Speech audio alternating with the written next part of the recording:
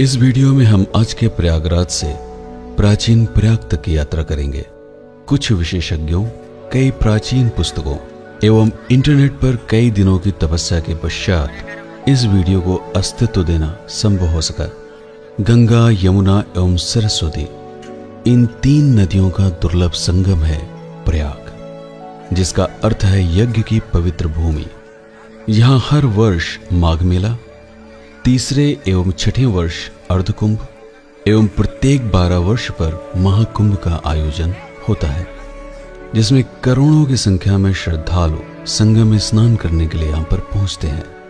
प्रयागराज वह भूमि है जिसने हमेशा महान व्यक्तित्वों को प्रकाशित किया।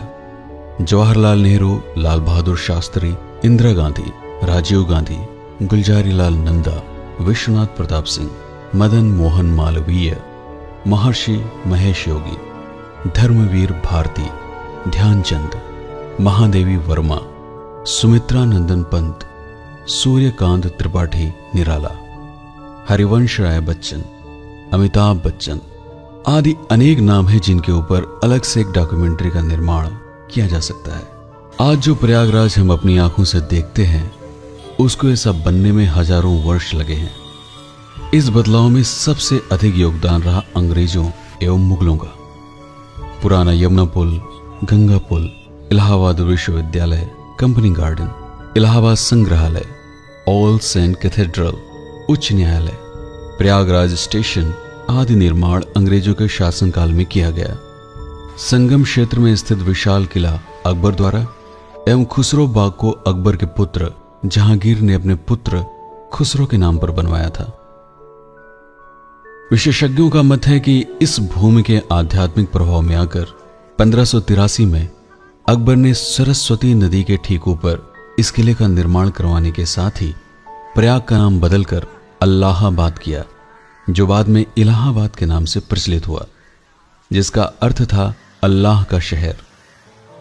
किले के भीतर जमीन के नीचे स्थित पातालपुरी मंदिर इस बात को प्रमाणित करता है कि सरस्वती नदी किले के नीचे से बहते हुए गंगा एवं यमुना के साथ मिलकर त्रिवेणी संगम का निर्माण करती थी। पातालपुरी मंदिर के निकट ही स्थित अक्षय वट का प्राचीन वृक्ष पुराणों के अनुसार सरस्वती नदी के तट पर स्थित था। कुछ लोग ऐसा मानते हैं कि सरस्वती नदी का अस्तित्व प्रयाग की इस भूमि पर कभी था ही नहीं, लेकिन जल पुरुष कहे जाने वाले समाज शेखर जी जैसे कुछ लोग इस बात से सहमत नहीं है। पूरे भारतवर्ष में सरस्वती के नाम से कई नदियों को वर्णन प्राप्त होता है। आज जिस सरस्वती को हम त्रिवेणी संगम से लुप्त हुआ मानते हैं, वास्तव में उसका मार्ग एवं नाम परिवर्तित हो चुका है। अब जनभाषा में स्थानीय लोग इसे ससुर खदेरी नदी कहते हैं। आज यह नदी इलाहाबाद संगम से 10 किलोमीटर दूर करेल बाग से थोड़ा आगे सामिया माता मंदिर के निकट यमुना नदी में आकर समाहित होती है। किंतु अकबर इस भूमि से इतना प्रभावित क्यों था? ऐसा माना जाता है कि अपनी यात्रा के दौरान अकबर ने भारत के भिन्न भिन्न स्थानों पर हजारों वर्ष पूर्व महान आर्य प्रजाति की कई हतप्रभ कर देने वाली घटनाओं के बारे में सुना था। आर्यों के बारे में जानने की जिज्ञासा इतनी अधिक बढ़ गई कि उसने हिंदू धर्म के सभी वेद, पुराणों आदि का गहन अध्ययन किया। जब उसे पता चला कि आर्यों ने अपना प्रथम यज्ञ इसी भूमि पर किया था, तभी से उसने ये ठान लिया था कि इसी पवित्र भूमि पर अपना एक नया शहर स्थापित करेगा। तो आखिर ये आर्य थे कौन? इनसे अकबर इतना प्रभावित क्यों हुआ? इस प्रश्न के समाधान में ही आपको रामायण, महाभारत, वेद, पुराण आदि को लेकर जो भी तार्किक प्रश्न मन में उठते हैं, उन सभी के उत्तर प्राप्त होंगे।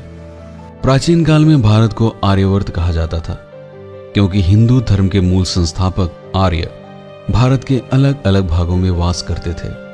अपनी कौशल एवं ज्ञान से जिन्होंने भारत को विश्व गुरु के रूप में विख्यात किया। 3 नदियों के इस दुर्लभ संगम पर आर्यों ने प्रथम यज्ञ करके एक नई सामाजिक विधा का प्रारंभ किया, इस प्रतिज्ञा के साथ कि नदी, पशु पक्षी, वृक्ष आदि को उतना ही सम्मान दिया जाएगा जितना किसी मनुष्य को प्राप्त था। यह प्रजाति अपने शब्दों पर ही अपने जीवन का संचालन करती थी। एक बार प्रण लेने के पश्चात प्राण त्यागने तक उसका पालन किया जाता था। अन्य प्रजातियों की तुलना में आर्य समाज के नियम बहुत ही कठोर थे, किंतु इन नियमों के कारण यह समाज हमेशा उत्कृष्ट एवं विकसित होता गया। इसलिए दूसरे समाज के लोग इन्हें देवता तुल्य मानते थे एवं इनके द्वारा किए गए प्रत्येक कार्यों को किस्से कहानियों के रूप में अपने बच्चों को सुनाया करते थे, ताकि वह भी आर्य की तरह बन सके। पूरे भारतवर्ष में नदियों के किनारे, पहाड़ों के ऊपर आदि सुदूर जगहों पर जहां भी आ गए, इनके गुणों व कौशलों से प्रभावित होकर वहां के रहने वाले लोगों ने इन्हें भगवान स्वरूप माना। अपने समाज को इनके जैसा बनने के लिए प्रेरित करने हेतु इन्हीं के नाम से वहां पर मंदिरों की स्थापना भी की। आर्य प्रजाति अन्य जातियों से कई कौशलों में निपुण थे। ये वीर, साहसी, ईमानदार, सुंदर, धनुर्विद्या में निपुण, भाषा आदि में श्रेष्ठ थे। देखा जाए तो संस्कृत भाषा आर्यों के द्वारा ही विकसित की गई। इनके पास वह कला थी जिससे पत्थरों को तराश कर उसे पानी में तैरने योग्य बना लेते थे। आर्य जानवरों को प्रशिक्षण देने में बहुत निपुण थे। बंदर, पक्षी, सांप, हाथी, इन सभी को प्रशिक्षण के द्वारा यह इतना कार्यकुशल बना देते थे कि अन्य समाज के लिए यह घटनाएं मात्र देवता या ईश्वर के द्वारा की जा सकती थी। वेद, पुराण, उपनिषद आदि के रचयिता आर्य ही थे। वायु में उड़ने वाला आधुनिक ग्लाइडर की तकनीक सबसे पहले आर्यों द्वारा विकसित की गई थी, जिसका वर्णन रामायण में पुष्पक विमान के रूप में प्राप्त होता है। समय के साथ आर्य समाज का जनसंख्या घनत्व तो बढ़ता गया। आर्य वह मनुष्य थे जो समय के साथ अपने नियमों में बदलाव भी करते थे, क्योंकि उन्हें पता था कि 100 साल पहले जो नियम बनाया गया था, परिस्थितियां बदल जाने से उन नियमों में संशोधन की आवश्यकता होगी। अधिक जनसंख्या बढ़ जाने के बाद समाज को कई वर्गों में विभाजित किया गया। वह लोग जो शक्तिशाली थे एवं समाज की रक्षा एवं उसका विस्तार कर सकने में सक्षम थे, उन्हें क्षत्रिय कहा गया। जो वेद, पुराण, उपनिषद आदि के द्वारा समाज के लोगों को ज्ञान एवं नैतिकता की शिक्षा देने के योग्य थे, वह ब्राह्मण हुए। व्यापार आदि कार्यों में कुशल लोगों ने वैश्य समुदाय का वर्ण किया। कृषि एवं जानवरों की देखभाल से संबंधित कार्य शूद्रों द्वारा चुना गया। यह विभाजन प्रत्येक व्यक्ति की कुशलता, दक्षता व श्रम शक्ति के आधार पर किया गया था, किंतु धीरे धीरे यह जन्म प्रधान होता गया। अर्थात जो व्यक्ति जिस कार्य में कुशल था, वह अपने आने वाली पीढ़ियों को उसी कुशलता में दक्ष करके अपने वंशानुक्रम को आगे बढ़ाता था। यह विभाजन काफी लाभदायक रहा, क्योंकि अब कार्यों को करने में होने वाला विवाद समाप्त हो चुका था। हजारों वर्षों तक इस विभाजन ने समाज को निरंतर विकसित किया, किंतु आर्य यह जानते थे कि एक समय के बाद इस नियम को नष्ट होना होगा, क्योंकि हर पीढ़ी अपने पूर्वजों की जितनी ही कुशल हो या उसी कार्य को चुने, यह आवश्यक नहीं था। इस वर्ण व्यवस्था से ही राजतंत्र का उदय हुआ। समाज के द्वारा स्वयं एक राजा का चुनाव किया गया, ताकि रोजमर्रा के कामों में होने वाले छोटे छोटे विवादों को निपटाने के लिए किसी एक व्यक्ति के पास जाकर सही और गलत का निर्णय लिया जा सके। इसके लिए राजा के पास ब्राह्मणों का एक समूह होता था, जो उचित अनुचित का परामर्श देता था। उन दिनों समाज में वस्तु के बदले वस्तु के लेन देन का प्रचलन था। ज्यादातर विवाद इसी विषय को लेकर होते थे। आखिर यह कैसे तय किया जाता कि कोई वस्तु किसी अन्य वस्तु की कितनी मात्रा के बराबर है? एक गाय का मूल्य कितने किलो अनाज के बराबर होगा? तब मुद्रा सिद्धांत का जन्म हुआ। उसके लिए किसी ऐसी वस्तु को आधार बनाया जाना था जो दुर्लभ हो एवं समय के साथ उसमें कोई बदलाव न हो। कई धातुओं के सिक्कों का चयन किया गया, लेकिन चांदी व सोने के सिक्के तांबा, एल्यूमिनियम व लोहे के सिक्कों से अधिक सफल सिद्ध हुए, क्योंकि ये जंग आदि क्षय से मुक्त थे। मुद्रा सिद्धांत ने भारत को विश्व व्यापार का केंद्र बना दिया, क्योंकि भारत प्राकृतिक संसाधनों से परिपूर्ण था। आर्यों द्वारा विकसित किया गया ज्योतिष, योग एवं आयुर्वेद का ज्ञान प्राप्त करने हेतु दूर दूर से लोग यहाँ पर आते थे और बदले में स्वर्ण एवं चांदी की मुद्राओं से यह ज्ञान प्राप्त करते थे। निश्चित ही उस समय हम विश्व गुरु थे और संपूर्ण दुनिया का सोना हमारे पास आने लगा था। भारत सोने की चिड़िया ऐसे ही नहीं बना था। हमने पूरे विश्व को ज्ञान बेचकर सोने का भंडार खड़ा किया था। इसके चिन्ह विश्व के अलग अलग देशों की सभ्यताओं में दृष्टिगोचर होते हैं। Nepal, Bhutan, Bangladesh, Sri Lanka, Indonesia, Singapore, Thailand, Mauritius आदि कई देशों में आज भी हिंदू सभ्यता जीवित है। क्योंकि संपूर्ण विश्व का सोना हमारे पास आ रहा था, इसलिए वह देश जहां पर कोई भी प्राकृतिक संपदा नहीं थी, उनका ध्यान हमारी तरफ केंद्रित होना स्वाभाविक था। अफगानिस्तान, बलूचिस्तान, अरब, इराक आदि देशों के वह लोग जिनका जीवन यापन जानवरों के मांस पर होता था, उन्होंने भारत की तरफ पलायन करना शुरू किया।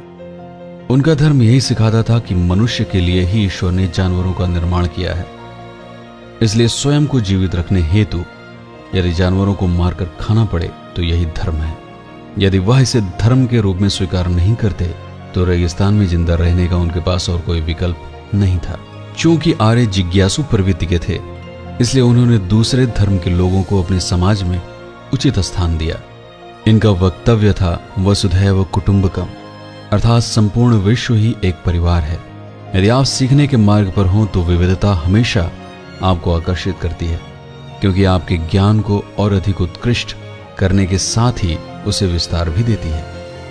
इन्होंने फारसियों से सीखा, तुर्कों से सीखा, ईरानियों से सीखा और सभी को अपने समाज में सम्मिलित कर लिया। यही कारण है आज भारत में यह विविधता दिखाई पड़ती है, क्योंकि आर्य चतुर नहीं थे, चालाक नहीं थे, झूठ नहीं बोलते थे, किसी का अहित नहीं करते थे और सरलता से दूसरों पर विश्वास कर लेना ही इनकी प्रवृत्ति थी। इसी ने आगे चलकर उन क्रूर लोगों को प्रोत्साहित किया जिनका धर्म ही था, यदि आपके पास कोई संसाधन न हो तो जिनके पास है उनको मारकर छीन लो। आर्यों के कई उदाहरण आपको मिलेंगे। सरयू अथवा घाघरा नदी के तट पर जन्मे अवध नरेश श्री राम, यमुना नदी के किनारे जन्मे द्वारिकाधीश श्री कृष्ण, राजा हरिश्चंद्र, गौतम बुद्ध आदि। यदि आप इतिहास में खोजेंगे तो ऐसे कई नाम समय समय पर आपको प्राप्त होंगे जिन्होंने अपने कार्यों एवं उचित आदर्शों से संपूर्ण मानवता को प्रभावित किया। वह प्रभाव इतना गहरा था कि आज भी हमारे हृदय में उनकी छवि ईश्वर के समतुल्य है। निश्चय ही आर्य महान थे, आर्यों से ही हमारा सृजन हुआ, किंतु समय के साथ तथ्यों में इतना अधिक बदलाव हुआ कि सत्य क्या है और कल्पना क्या, इन दोनों में अंतर करना बहुत कठिन हो गया। किसी घटना की सबसे सरल व्याख्या ही सबसे सटीक व्याख्या कही जाती है। हम आशा कर सकते हैं कि इस नवीन नामांकन के साथ प्रयाग का पुनर्जन्म हुआ है, पर क्या इसी के साथ हमारे भीतर मूल रूप से निष्क्रिय पड़ा आर्य जीवित हो पाएगा? यदि ऐसा हो तो प्रयागराज एक बार पुनः पूरे आर्यवर्त का प्रतिनिधित्व कर सकने में पूर्ण रूप से सक्षम होगा।